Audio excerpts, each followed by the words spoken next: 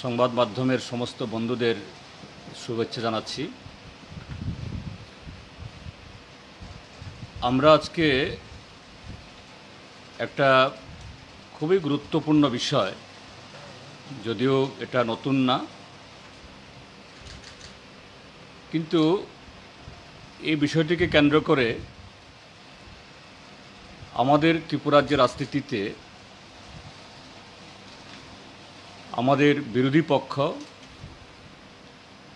তথা আজকের শাসক জোট, তার দুইটা দলই ভারতীয় জনতা পার্টি এবং আইপিএফটি। এর আগে কংগ্রেস দলও ত্রিপুরাজ্যে তাদের রাজনৈতিক ফায়দা লাভের জন্য নানাভাবে ত্রিপুরাজ্যের মানুষের, বিশেষ করে আমাদের উপজাতি অংশের মানুষের, তার ভাবাবেগকে নিয়ে নানাভাবে তারা খেলেছে। এই ইস্যুটাই আমরা একটা খুব গুরুত্বপূর্ণ সময়ে আমরা তুলে ধরছি। আমাদের দেশের বর্তমান সরকার, বিজেপি নেতৃত্বে যে এনডিএ সরকার, আমরা তাদের দৃষ্টি আকর্ষণ করার জন্য বা তাদের কাছে আমাদের ত্রিপুরাজ্যের শুধু না, গোটা উত্তর পূর্বাঞ্চলের মানুষের দীর্ঘদিনের এই দাবি আমরা এটা তুলে ধরতে চাইছি। সেটা হলো, আমাদের ত্রিপুরাজ্যের মধ্যে ষষ্ঠ তফসিল মোতাবেক যে স্বশাসিত জেলা পরিষদ আছে, এই স্বশাসিত জেলা পরিষদ ষষ্ঠ তফসিল মোতাবেক এরকম আরও 9টা কাউন্সিল পরিষদ আমাদের এই উত্তর পূর্বাঞ্চলে আছে, আসামে, মেঘালয়াতে এবং মিজোরামে। গত 2 দশকের বেশি সময় ধরে এই অঞ্চলের মানুষ, শুধু যারা স্বশাসিত জেলা পরিষদের অন্তর্ভুক্ত সে অঞ্চলের মানুষ না, এই 4টা রাজ্যের মানুষই গণতান্ত্রিক উপায়ে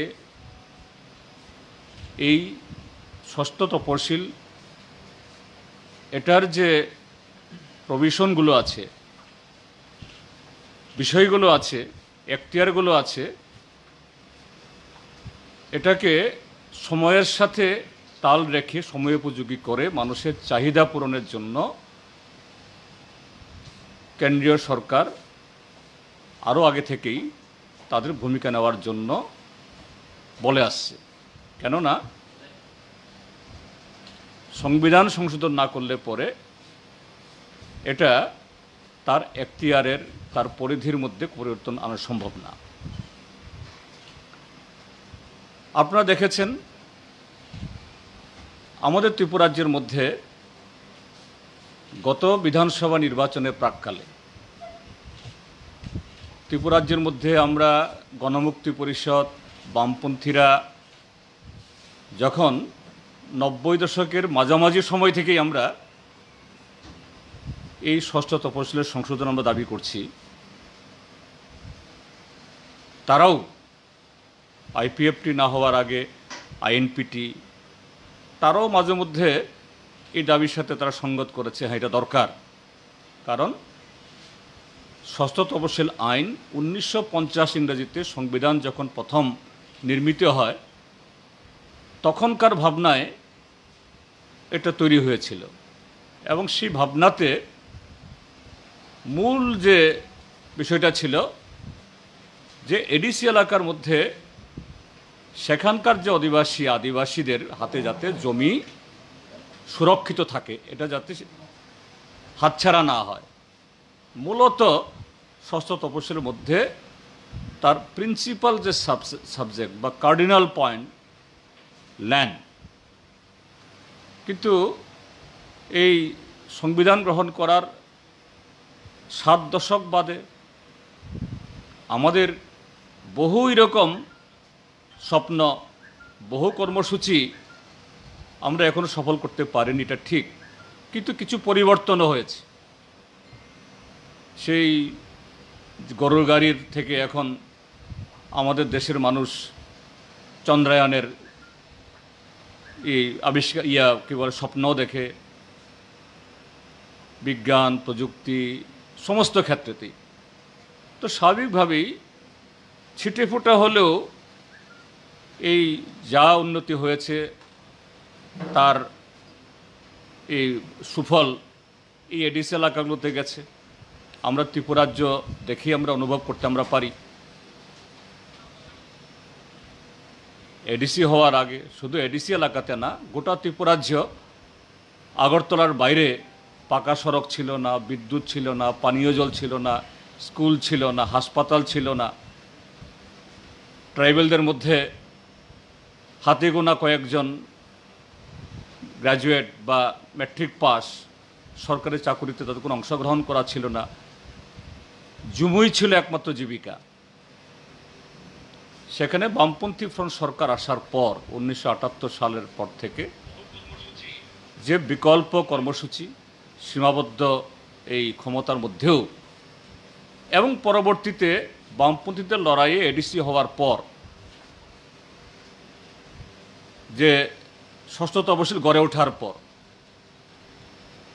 ত্রিপুরাজ্যের একদম যেগুলো একটা সময়েতে দুর্গম প্রত্যন্ত এগুলি বলা হতো, সেই কনপুই বা গোবিন্দবাড়ি বা মালদাকুমা রোয়াজাপাড়া বা গোমতী জেলার সেই করবুকের সেই ঘোড়াকাপা,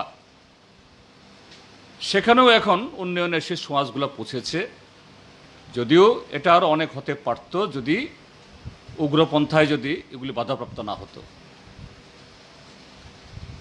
তাহলে 50-এর দশকের সেই ভাবনা বা 60-70-এর দশকের মধ্যে একমাত্র জমি রক্ষা করাই এডিসির উদ্দেশ্য, যেটা ষষ্ঠ তপশিল যেভাবে শুরু হয়েছিল, আজকে তার মধ্যে সীমাবদ্ধ নেই। এডিসি এলাকার মধ্যেও শিক্ষার আলো পৌঁছেছে, জীবন জীবিকার উন্নতি হয়েছে, যোগাযোগের ব্যবস্থা তৈরি হয়েছে।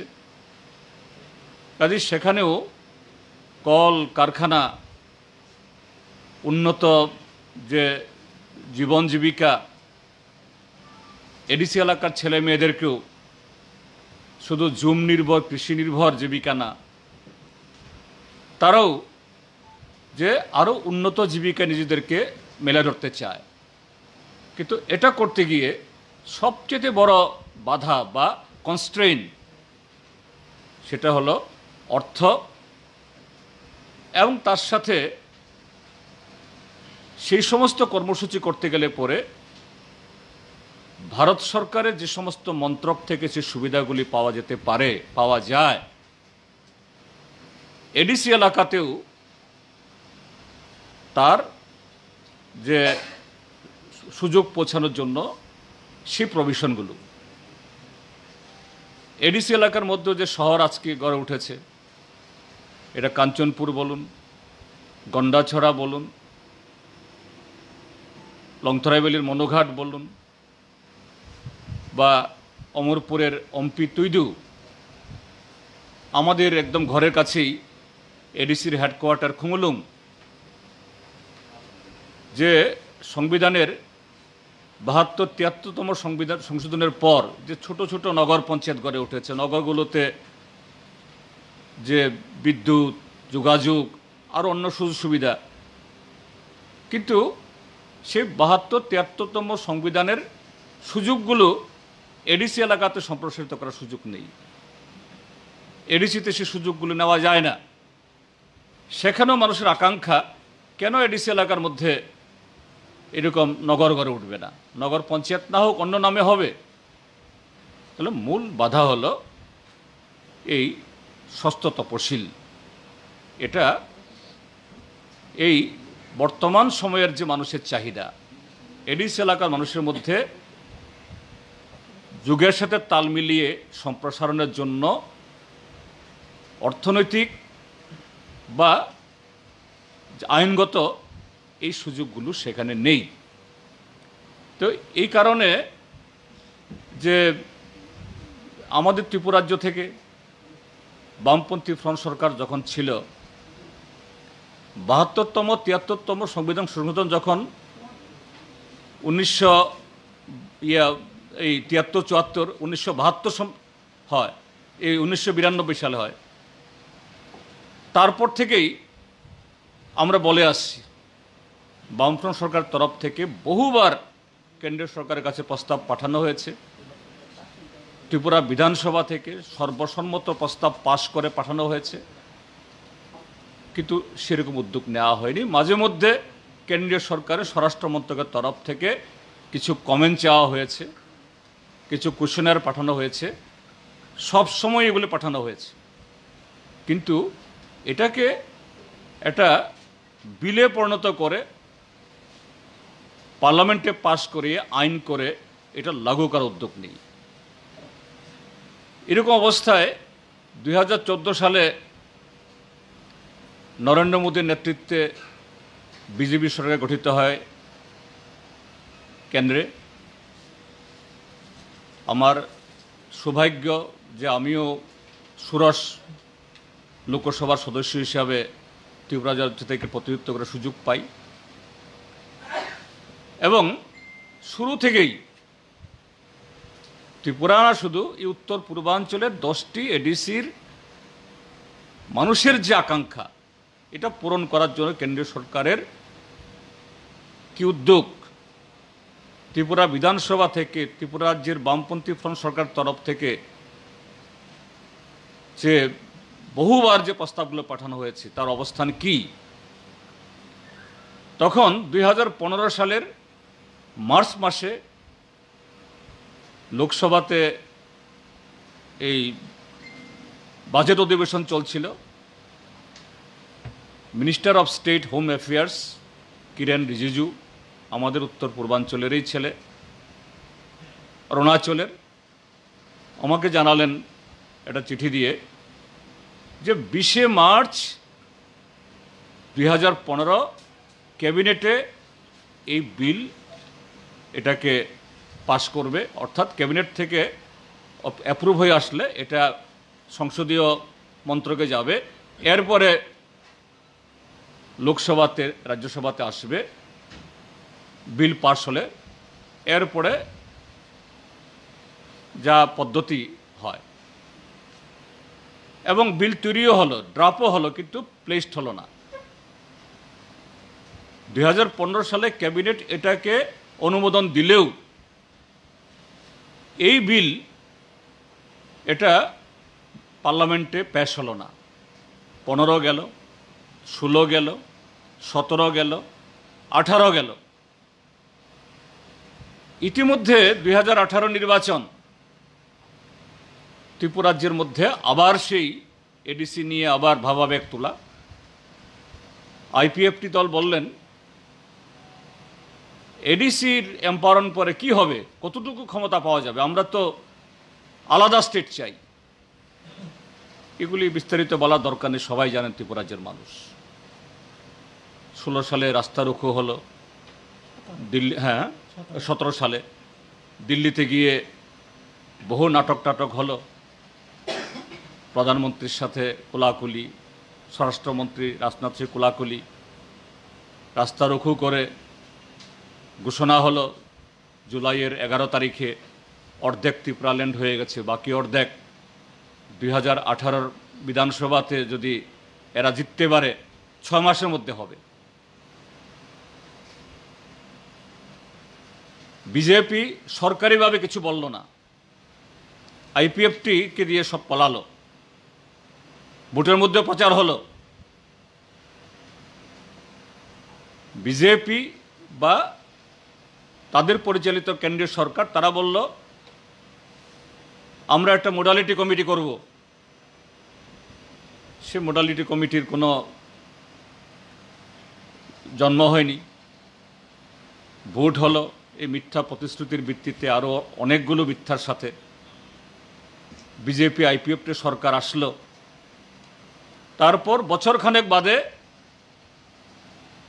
রীনা চক্রবর্তী, একজন সিনিয়র আইপিএস অফিসার, তার নেতৃত্বে একটা হাই পাওয়ার কমিটি আসলো। তার ম্যান্ডেটটা কি? যে ত্রিপুরাজ্যে এসে ত্রিপুরা সরকার, এডিসি এবং বিভিন্ন সংস্থার সাথে আলোচনা করে এডিসির তার অতিরিক্ত ক্ষমতা, পাওয়ার এবং উন্নয়নের জন্য কি করা সম্ভব।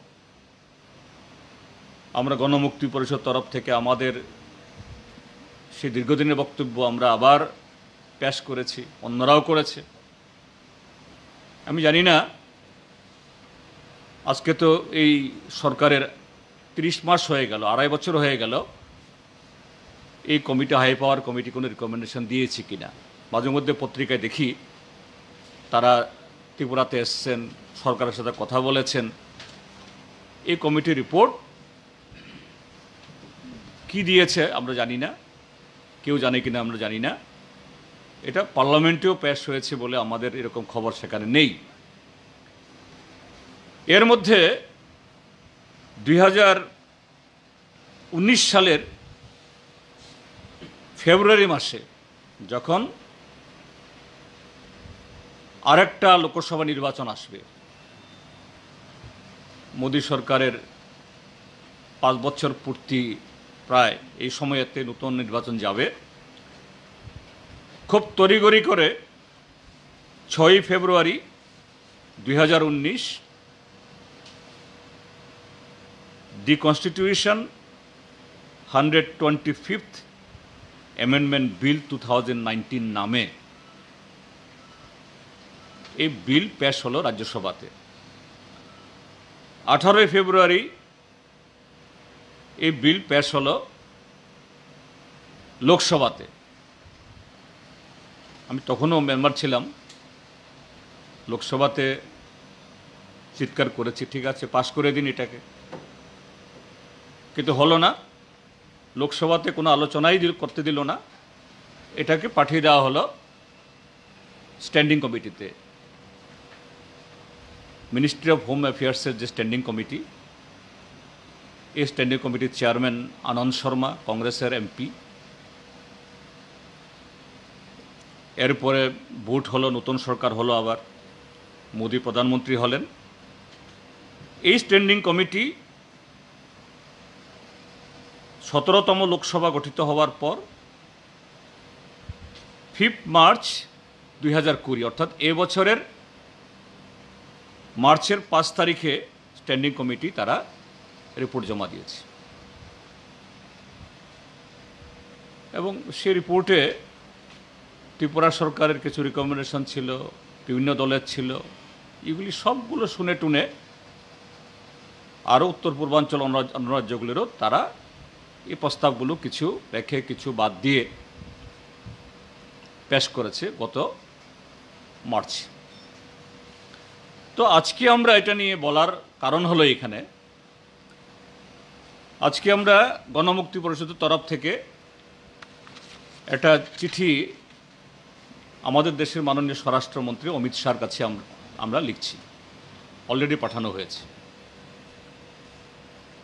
এই চিঠি হলো, এই যে আমি বললাম, এই পুরো হিস্ট্রিটা যতটুকু সম্ভব দেয়া যায়, কিভাবে, কি কারণে আমাদের দেশের সংবিধান নির্মাতারা এই ষষ্ঠ তপশিলের ভাবনা এনেছিলেন। গত 7 দশকে এই ষষ্ঠ তপশিল উত্তর পূর্বাঞ্চলের মধ্যে এখানকার যাদের উদ্দেশ্যে এটা করা, তাদের কি ধরনের যে ভাবে তাদের উপকৃত করেছে, এবং এই সময়েতে কেন এই ষষ্ঠ তপশিল, তার পরিধি এই এলাকার বিশেষ করে নতুন প্রজন্ম, তাদের আকাঙ্ক্ষা মেটানোর ক্ষেত্রেতে এটা অসম্পূর্ণ, যতটুকু সম্ভব সংক্ষেপে হলো তুলে ধরার চেষ্টা আমরা করেছি। আর এই সময়েতে এই চিঠিটা লেখার কারণ হলো এই, আগামী 14 সেপ্টেম্বর থেকে এই পার্লামেন্টে অধিবেশন বসছে। খুবই সংক্ষিপ্ত অধিবেশন, নোটিফিকেশন দেখেছি 14 তারিখ থেকে অক্টোবরের 1 তারিখ, হয়তোবা আরও 2-1 দিন বাড়াতেও পারে। তাহলে মোদী সরকার আসার পর এই বিগত 1-2 বছর আমরা পার্লামেন্টের যেভাবে পরিচালিত হয় যা দেখেছি, 2 সপ্তাহের অধিবেশন হলেও কাফি টাইম, কেননা কাশ্মীর রাজ্যের 370 ধারা, যা দীর্ঘদিনের একটা মানে কি বলে সংবিধানের রচনা শুরু থেকেই, সেই ধারাকে ভেঙে দেওয়া এবং একটা পূর্ণ রাজ্যকে 2 টুকরা করে 2টা কেন্দ্রশাসিত রাজ্য তৈরি করতে মাত্র 1 দিন সময় নিয়েছিল তারা, যেটা নিয়ে সারা দেশের মধ্যে নানা বিতর্ক। তাহলে এই জায়গায় উত্তর পূর্বাঞ্চলের 10টা এডিসি, এবং এটা নিয়ে চর্চা হচ্ছে আজকে 2 দশকের বেশি সময় ধরে। স্ট্যান্ডিং কমিটি এটাকে স্ক্রুটিনি করেছে। ভারত সরকার গত 2 দশকে বারে বারে ত্রিপুরা সরকার, আসাম সরকার, মিজোরাম সরকার, মেঘালয় সরকার এবং আমাদের স্বশাসিত জেলা পরিষদ তাদের সাথেও কথা বলেছে। তাহলে এই বিল পাস করাতে কোনো রকমের আপত্তি থাকার কথা না, সব কিছু স্মুথ। তা আমরা দাবি জানাচ্ছি কেন্দ্রীয় সরকারের কাছে, এই চলতি অধিবেশনের মধ্যেই এটাকে লাগু করা হোক, পাস করা হোক। কিন্তু এটাও আমরা বলার জন্য এখানে এসেছি, এই যে দাবি, এটা শুধু আমাদের তরফ থেকে কেন, এটা তো হওয়া উচিত ছিল আরও বেশি করে আমাদের রাজ্যের মধ্যে বর্তমান যারা শাসক দল আইপিএফটি এবং বিজেপির তরফ থেকে। কেননা তাদের সরকারে আসীন হওয়ার, সরকারে আসার অন্যতম শর্ত বা অন্যতম প্রতিশ্রুতি ছিল এই এডিসিকে এম্পাওয়ার করা, জনজাতিদের বহুমুখী উন্নয়ন সাধন। আমরা দেখি তাদের তরফ থেকে কোনো আলোড়ন নেই, নিষ্পৃহ। আপনারা জানেন এই এডিসির মেয়াদ গত মে মাসের 17 তারিখে শেষ হয়েছে, অর্থাৎ এপ্রিলে নির্বাচন হয়ে যাওয়ার কথা ছিল। করোনা ভাইরাসের সংক্রমণের কারণে এটা হতে পারেনি, এটা স্থগিত করতে হয়েছে। ইচ্ছা করে স্থগিত করেছে কথা বলবো না। তাহলে এখন করোনা ভাইরাসের প্রকোপ যেরকমভাবে চলছে, এটা কখন স্তীমিত হবে, কখন এটা নিয়ন্ত্রণে আসবে আমরা বলতে পারছি না। বরঞ্চ সারা দেশের মধ্যে এটার প্রকোপ আরও ভয়ঙ্করভাবে আমরা দেখছি যে এই গেল দিন প্রায় 90,000 লাখের কাছাকাছি মানুষ সংক্রমিত হয়েছে। রাজ্যের মধ্যে রেকর্ড পরিমাণে 500-550 করে সংক্রমিত হচ্ছে। তাহলে খুব সহসায় স্বাভাবিক অবস্থা আসবে এটা মনে হয় না, মনে করা যায় না। তাহলে একটা মানে অন্যভাবে হোক, এই বিপর্যয়ের মধ্যে একটা সুযোগ তৈরি হলো, গ্যাপ হলো যে না, এই সময়ে যদি আইন পাস করা যায় বা তার আগে থেকে যদি এই বিল পাস করার জন্য কেন্দ্রীয় সরকারের ইচ্ছা থাকতো। গত 5-6 মাসে 15টার বেশি অর্ডিন্যান্স জারি করেছে কেন্দ্রীয় সরকার, 15টার বেশি অর্ডিন্যান্স জারি করে শ্রম আইন বাতিল করেছে, ট্রাইবেলদের যে অধিকার খর্ব করার জন্য এই কয়লা খনি সমস্ত উন্মুক্ত করে দিচ্ছে এর কাছে, 5th শিডিউল এগুলা খর্ব করছে, কাম্পা আইন এগুলাকে লঘু করে দিয়ে সেখানে বন এলাকার মধ্যে ট্রাইবেলদের অধিকার হচ্ছে। তাহলে দরকার শুধু ইচ্ছার, পলিটিক্যাল উইলের। তো সেই ইচ্ছা প্রয়োগ করে এই বিল পাস করা হোক, বিল পাস করার মধ্য দিয়া ত্রিপুরা সহ উত্তর পূর্বাঞ্চলের মানুষের যে আকাঙ্ক্ষা এটা পূরণ করার চেষ্টা হোক। বিজেপির তরফ থেকে উদ্যোগ নেই। আইপিএফটি তাদের তরফ থেকেও কোনো রকমের উচ্চবাচ্য নেই। তারা খুশি স্ট্যান্ডিং কমিটি তার নাম পরিবর্তন করা, তাদের যে দাবি Tripura tribal areas autonomous district council, এটার নামটা পরিবর্তন করে ত্রিপুরাল্যান্ড টেরিটোরিয়াল কাউন্সিল হবে, এতেই তাদের খুশিতে এদের দিশেহারা। কিন্তু আজকে নাম পরিবর্তনের মধ্য দিয়ে বা এডিসির কিছু সিট বাড়ানোর প্রস্তাবের মধ্য দিয়ে এটা যদি কার্যকরী করা উদ্যোগ না নেওয়া হয় তাহলে কি হবে? দেশের অর্থনীতি ভেঙে পড়ছে, কর্মসংস্থান নেই। তাহলে এডিসি এলাকার মধ্যে যে গ্যাপ, উন্নয়নের যে গ্যাপ, ইনফ্রাস্ট্রাকচারের ক্ষেত্রে, এমপ্লয়মেন্ট জেনারেশন দিক থেকে, ক্যাপাসিটি বিল্ডিংয়ের দিক থেকে, শিক্ষা সম্প্রসারের দিক থেকে, এবং তার সাথে হলো আমাদের ভাষা, সংস্কৃতি, ঐতিহ্য, কৃষ্টি, এটা রক্ষার প্রশ্ন এডিসি, এটা শীত তিমিরে থেকে যাবে। কাজেই এই থেকে আমরা বলছি যে এই স্বরাষ্ট্রমন্ত্রীকে আমরা দাবি জানিয়েছি এই অধিবেশনে এটা পাশ করাও। বিজেপি তোমার পলিটিক্যাল উইল তুমি প্রমাণ করো, সত্যি সত্যিই আদিবাসীদের, ট্রাইবেলদের, ইন্ডিজিনাস পিপলদের জন্য তোমার সত্যি সেই পলিটিক্যাল তোমার উদ্যোগ আছে, এটা প্রমাণ করো। এবং আইপিএফটিও প্রমাণ করো যে ত্রিপুরার যে ট্রাইবেলদের জন্য এদের মায়া কান্না যদি এই অধিবেশনে পাশ হয় আমরা বুঝবো, এবং তার জন্য যদি তারা সেরকম আন্দোলন বা উদ্যোগ গ্রহণ করে আমরা বুঝবো এদের এই মায়া কান্নাগুলি সত্যি, নতুবা এগুলো যে একটা জাস্ট নাটক, অতীতেও করেছে, আবার নতুন করে এটাই উন্মোচিত হবে। এটাই হলো মূল বক্তব্য। তো এটা বলো এখন।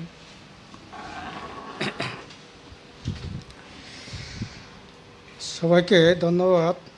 আমাদের সংগঠনের প্রেসিডেন্ট বলেছেন আমাদের আজকে যে মূল যে আলোচনার বিষয়বস্তু সম্পর্কে, কাজেই আমি সেদিকে যাচ্ছি না। তো এডিসি এম্পাওয়ারমেন্ট এটা অতি আবশ্যক, এই বিষয়ে প্রেসিডেন্ট বলেছেন।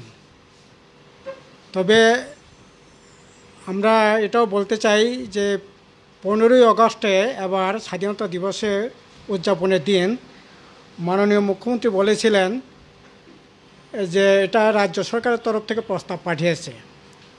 শুধু প্রস্তাব পাঠিয়ে হাততালি করালেই হবে না, আমরা বলবো হাততালির জন্য এগুলি যাতে না করা হয়, এগুলি সত্যি সত্যিই এটা যাতে বাস্তব রূপ পায়। এই বিল যাতে 14ই সেপ্টেম্বর থেকে আপনার 1ই অক্টোবর পর্যন্ত যেটা চলবে এই সময়টার মধ্যে যাতে এটা বিলটা পাস হয়। এবং এর সাথে যে কথাটা বলতে চাই, আমাদের রাজ্যে এই সময়ে যে যা বর্তমানে পরিস্থিতি চলছে এই বিষয়ে কিছু কথা বলছি। আসলে এটা অত্যন্ত দুর্ভাগ্যের, গোটা পৃথিবীতে চলছে। আমাদের দেশে যেমন এটা মানে চরম ব্যর্থতার পরিচয় দিয়েছে, আমাদের রাজ্য এই যে করোনা ভাইরাস যে আটকাতে বা এটাকে খানিকটা কন্ট্রোলে আনার ক্ষেত্রে এটাও চরম ব্যর্থতার পরিচয় সেখানে দিয়েছে। আরে মাননীয় মুখ্যমন্ত্রী নিজে থেকে ঘোষণা করেছেন দাবিও কেউ করে নাই। যারা করোনা ভাইরাসে মারা যাবেন তাদের 10 লক্ষ টাকা করে দেওয়া হবে, এবং কোন খাত থেকে দেওয়া হবে সেটাও ঘোষণা করেছেন। চিফ মিনিস্টার রিলিফ ফান্ড থেকে দিবেন, ডিজাস্টার ম্যানেজমেন্ট থেকে দিবেন। কিন্তু আমরা খোঁজ নিয়ে দেখলাম 9 জুন প্রথম যিনি করোনা ভাইরাসে মারা গেলেন হাজামারা ব্লক এলাকার সুবলগড় পাড়ার বিশু কুমার দেববর্মা। আজকে 3 মাসের উপর হয়ে গেল, 10 লক্ষ তো দূরের কথা, 10 পয়সাও পায়নি। এবং এই পর্যন্ত প্রায় 150 জনের মতো মারা গেছে, কেউ টাকা পায়নি। এটা যেমন ঘটনা, তেমনি মাননীয় মুখ্যমন্ত্রী ঘোষণা করলেন গত কিছুদিন আগে, যারা হোম আইসোলেশনে থাকবেন তাদেরকে গরিব পরিবার, বিপিএল পরিবার, তাদেরকে 1,500 টাকা করে দেবেন। কোথাও 1,500 না, 1.5 টাকা দিয়েছে এরকম কোথাও এরকম দৃষ্টান্ত দেখাতে পারবেন না। গ্রামে গঞ্জে এরকম হোম আইসোলেশনে আছেন, পজিটিভ যেমন আছেন, বাইরে থেকে যারা আসছেন তারাও তেমনি আছে, কিন্তু কোনো ধরনের সেখানে কথা দিয়েও কথা সেখানে রাখা হচ্ছে না, এখন পর্যন্ত রাখছেন না। আমরা দাবি করব, কথা মতো, দাবি মতো আপনি যা বলেছেন এগুলি যাতে সঠিকভাবে কার্যকরী করেন। এটা কোনোভাবেই এই ধরনের করা ঠিক নয়। ঠিক তেমনি এই করোনা ভাইরাসকে সামনে রেখে কিছু লোকটুক নেওয়া হয়েছে, ডাক্তার নিয়েছে, নার্স নিয়েছে 50 জন, অ্যাডহক ভিত্তিতে 20,000 টাকা করে, ডাক্তারদের 50,000 টাকা করে নিয়েছেন। ভালো, এটা অত্যন্ত জরুরি ছিল। কিন্তু সেখানে কেন এসটি এসসি এবং কিসের ভিত্তিতে নেওয়া হলো? যেখানে 50 জন নেওয়া হলো, প্রথম 25 জন যখন নেওয়া হলো তখন মাত্র 2 জন এসটি, তারপর 25 জন যখন নেওয়া হলো তখন মাত্র 5 জন, যেখানে 16-17 জন পাওয়ার কথা সেখানে মাত্র পেয়েছে 7 জন। এটা কি বড়কে বক্তৃতা করলে, 15 আগস্টে বক্তৃতা করলে রিসা গলায় জ্বলালেই উপজাতি দরদ হয়ে যাবে? কাজ আর কর্মের কথার কাজের মধ্যেই যদি ফারাক হয় তাহলে কিন্তু এটা এক ধরনের কি বলতে পারি। এবং এর আগেও আমরা দেখেছি আইটি সেক্টরে 15 জন নিয়েছে, সেক্রেটারিয়েটে একজনও সেখানে মানে এসটি সেখানে নেওয়া হয়নি। এবং এই ক্ষেত্রেও ডাক্তারদের ক্ষেত্রেও 25 জন যখন নিয়েছে সেখানে মাত্র 3 জন এসটি, পরের 25 জন যেটা নিয়েছে এটা অবশ্য এটা পায়নি এখনও। তো সেখানেও খুব বড় বিষয় না হবে এটা আশা করা যেতে পারে না। এইরকমভাবে তো কোনোভাবেই এসটি এসসি সেখানে মানা হবে না। এবং মেরিট টেরিট কি যাচাই টাছাই কী করে দরখাস্ত করেছে নিয়েছে এগুলি কিভাবে নেওয়া হলো, নিশ্চয়ই জরুরি ভিত্তি নেওয়া হয়েছে, কিন্তু এগুলি যথাযথ সাংবিধানিক ব্যবস্থা মেনেই, আইন মেনেই নেওয়া উচিত। এইরকমভাবে যদি নেওয়া হয় এটা কোনোভাবেই ঠিক হবে না। 10,323 ক্ষেত্রে 1 মাসের উপর হয়ে গেল, 5ই আপনার অগাস্ট সুপ্রিম কোর্টের রায় বেরোলো। এখন পর্যন্ত মাননীয় শিক্ষামন্ত্রী যে কনফিউশন দূর করতে পারলেন না। আরে আপনি প্রস্তুত থাকবেন না? সুপ্রিম কোর্টের রায় যদি নেগেটিভ হয়, পজিটিভ হয়, করোনা ভাইরাস নেগেটিভ হলে কি করতে হয়, পজিটিভ হলে কি করতে হয়, কাজে সুপ্রিম কোর্টের রায়ে নেগেটিভ পজিটিভ আসলে কি করতে হবে আপনাকে এগুলি দেখবেন না সরকার? আসলে রাজ্যে একটা অথর্ব সরকার চলছে, কে এগুলি তদারকি করবেন? এই যে অর্থ দেওয়ার ক্ষেত্রে যেমন, তেমনি এই যে আপনার 10,323 ক্ষেত্রেও সেরকমই আমরা প্রত্যক্ষ করছি। 1 মাসের উপর হয়ে গেল। আমাদের দাবি থাকবে জিএমপির তরফ থেকে তাদের যথাযথ সম্মানে তাদের যে কাজের ব্যবস্থা করা হোক, এবং যে কী কাজ দেবেন সরকার ঠিক করুক, তবে তাদের অতি শীঘ্রই কাজের ব্যবস্থা যাতে করা হয়, কারণ এতে শুধু 10,323 যারা আছেন তারই ক্ষতিগ্রস্ত হচ্ছে না, আমাদের অভিভাবক, ছাত্র, রাজ্যের মানুষের ক্ষতি হচ্ছে। এখন এডিসি এলাকায় প্রায় 100-এর কাছাকাছি হবে সিঙ্গেল টিচার। আমি যা খোঁজখবর নিয়ে দেখলাম, ধলাই, বিশেষত ধলাই, নর্থ এবং সাউথ, গোমতী, এই সমস্ত ডিস্ট্রিক্টে সিঙ্গেল টিচার প্রায় শতখানেকের কাছাকাছি হবে এডিসি এলাকায়। এমনকি senior high school, higher secondary স্কুলও সেখানে টিচার মানে আপনার সেই প্রয়োজনীয় টিচার সেখানে থাকছে না। কাজেই সেখানে নিশ্চয়ই 10,323 তো আর টিচার করা যাবে কি যাবে না, এটা নিশ্চয়ই দেখবেন। নেওয়া না গেলে তাদের যে কাজেই তাদের যাতে সেখানে নেওয়ার ব্যবস্থা করা হয়, এটা আমরা বলছি।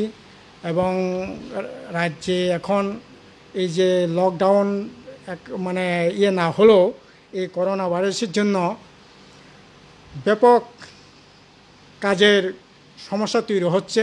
কাজ, খাদ্যের সংকট তীব্রভাবে চলছে, বিশেষত এডিসি এলাকায়। শুধু এডিসি এলাকা কেন, আপনার শ্রমজীবী অংশের মানুষ, গরিব অংশের মানুষ, সাধারণ খেটে খাওয়া অংশের মানুষ সকলেই, ট্রাইবেল, নন ট্রাইবেল, সমতল, পাহাড় সব জায়গাতেই প্রচণ্ড কাজের ক্রাইসিস চলছে। যা যৎসামান্য রেগার কাজ চলছে এটাও খুবই অপর্যাপ্ত। আজকে পর্যন্ত যেটা 33.08% কাজ চলছে, কিন্তু এর মধ্যে দেখা গেল কি জানেন, 100 থেকে 150 দিন কাজ পেয়েছে 3,030 জন। এই ভাগ্যবান কারা? মানুষ, সাধারণ মানুষ, গরিব অংশের মানুষ কাজ পেয়েছে 30 দিন, 33 দিন, আর ওরা কাজ পেয়েছে 100 থেকে 150 দিন, 3,030 জন আজকে পর্যন্ত। আজকে সকাল 12টা পর্যন্ত যা রিপোর্ট। এটা আসলে যারা কাজ না করে বাইকে ঘোরাঘুরি করছেন, তদারকি করছেন, তারা, তাদের আত্মীয় পরিজন, ব্যাপক সেখানে দুর্নীতি চলছে। মানে এটা মানে সেখানে অনিয়ম চলছে বলা যেতে পারে। যার কারণে আসলে যা কাজ হচ্ছে এটার মধ্যেও সমতা সেখানে তৈরি হচ্ছে না, কাজের সমতা তৈরি হচ্ছে না। কেউ 100 দিন, কেউ 150 দিন পেয়ে যাচ্ছে, কেউ 25 দিন, কেউ আপনার 20 দিন, তাও পেমেন্ট ঠিকমতো পাওয়া যাচ্ছে না। আমরা বলবো যে এই করোনা ভাইরাসে যেরকমভাবে তার ব্যাপকতা লাভ করছে, কাজের ক্ষেত্রটা আরও সংকুচিত হচ্ছে। কাজেই সেই ক্ষেত্রে আমরা যে দাবিগুলো করছিলাম, 10 কেজি মাথা পিছু চাল, 7,500 টাকা সহ আরও ব্যাপক কর্মসংস্থানের ব্যবস্থা করা, আবারও দাবি জানাচ্ছি যে আরও যাতে বিভিন্ন লাইন ডিপার্টমেন্টগুলো যাতে আরও কর্মসংস্থানের ব্যবস্থা যাতে করেন। এছাড়া আরেকটা কথা না বললে না হয়, এটা কি চলছে, এমন দিন বাদ নাই যে দিনে কোনো না কোনো প্রান্তে মানে মানুষ খুন হচ্ছে না, ধর্ষণ হচ্ছে না। এখন দুষ্কৃতিকারীরা তো মনে করছে এটা আমারই সরকার, আমাদের দল, আমাদের সরকার, আমরাই তো চালাচ্ছি। এই ভেবে এই থেকেই দুষ্কৃতিকারীরা সাহস করে আপনার মানে কি বলবো, দিনে দুপুর, এখন সন্ধ্যা, দিন দুপুর লাগছে না, যখন খুশি তখনই সাধারণ মানুষের পর আক্রমণ আসছে, খুন রাহাজানি চলছে, ধর্ষণ চলছে, চুরি ছিনতাই চলছে। এই আগরতলা শহরে নাকি 400-450 সিসিটিভি নাকি লাগিয়েছে স্মার্ট সিটির জন্য। এত সিসিটিভির মধ্য থেকে কিভাবে গলার থেকে মর্নিং ওয়াক করতে গিয়ে আপনার গলার হাড় ছিনতে হচ্ছে, চুরি চামারি বেড়ে যাচ্ছে। আসলে এগুলি যারা এই দুষ্কৃতিকারীরা তারা মনে করছে ওদেরই সরকার, ওদেরই রাজত্ব, এই ভাবনা থেকে এগুলি চলছে। এটা এবং রাজনীতি সন্ত্রাস তো আছেই, প্রতিদিনই চলছে। বিশেষ করে বেশ কয়েকটা সাব ডিভিশন জিরানিয়া, খোয়াই, তেলিয়া, মোড়ার থেকে আরম্ভ করে শান্তির বাজারে, বিলুনিয়া, এটা প্রতিদিনই আপনারা লক্ষ্য করছেন। এই ধরনের রাজনৈতিক সন্ত্রাসও ভয়ঙ্করভাবে চলছে, এটা বন্ধ হওয়া দরকার। আমরা সরকারের কাছে আবারও দাবি জানাচ্ছি এই সন্ত্রাস অতি সত্বর বন্ধ হোক। এভাবে একটা মানে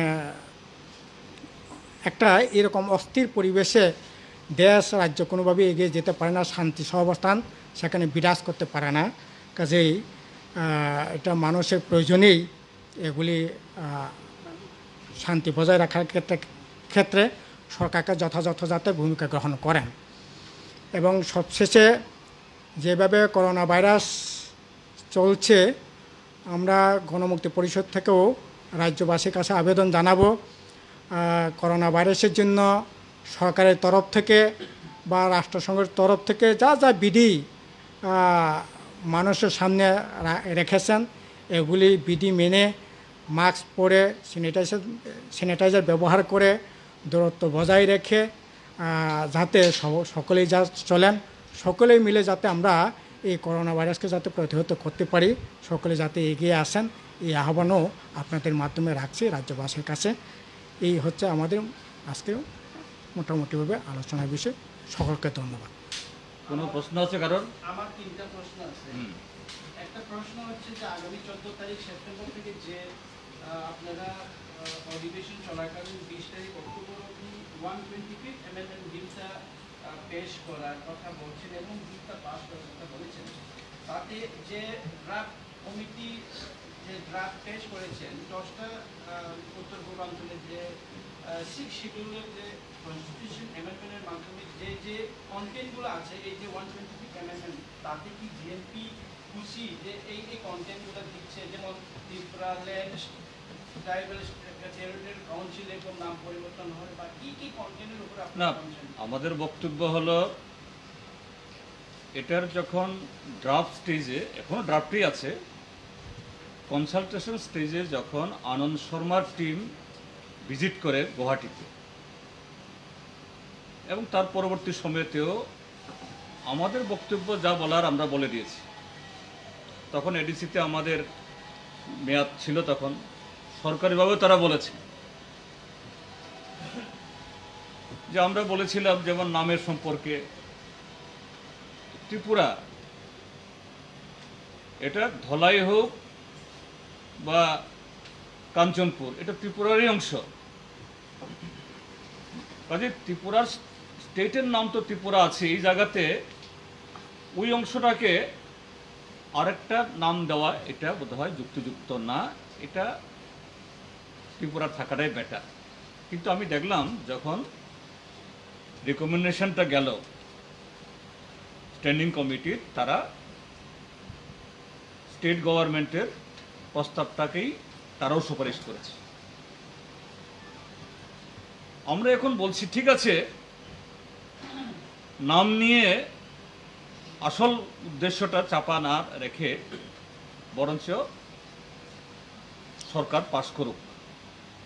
আমাদের আপত্তি থাকলেও যেহেতু সরকার তারাই সংখ্যাগরিষ্ঠ, তারা বলেছেন হোক। মূল হলো কাজ চাই, নাম না। কিন্তু কাজের সাথে দেখা নাই, সাক্ষাৎ নাই। সরকারের তরফ থেকেও এই যে অধিবেশন আসছে বা বিজেপি এবং আইপিএফটির তরফ থেকে কোনো ধরনের আওয়াজ এখন অবধি শোনা যায়নি। কিন্তু এডিসি এলাকাতে এডিসি নির্বাচন কবে হবে, এখন থেকেই বাহুবল প্রদর্শন, কিভাবে বুথ দখল করবে, কিভাবে সিট দখল করবে, তার ঠেলা।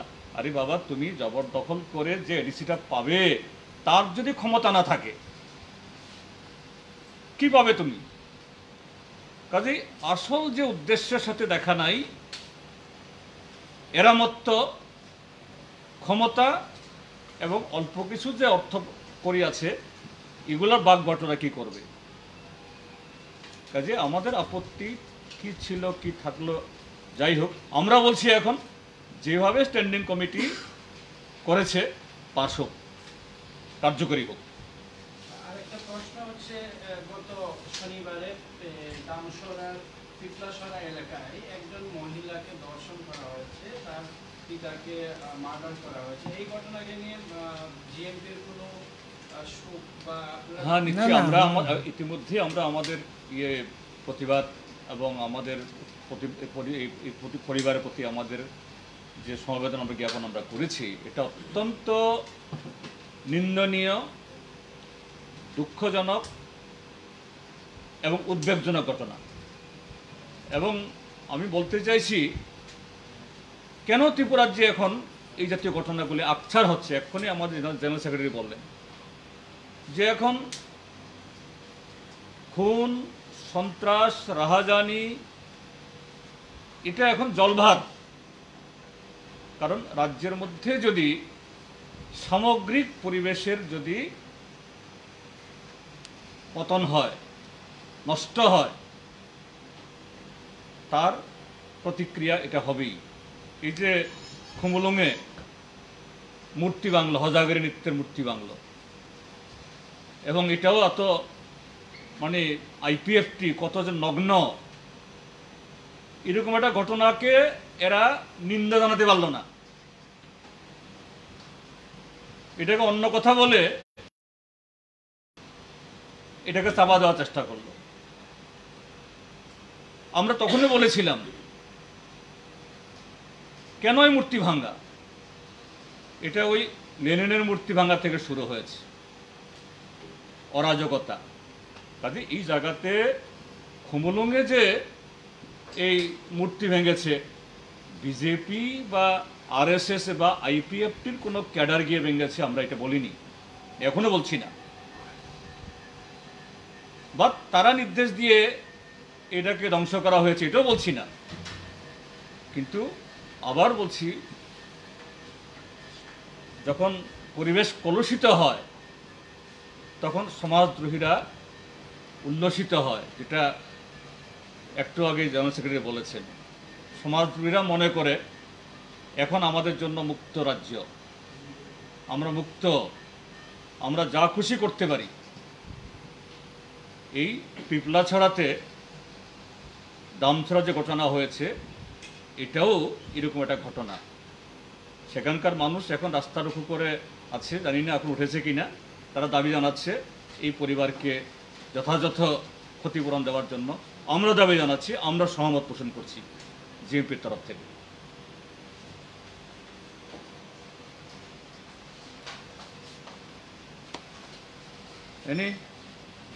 ঠিক আছে।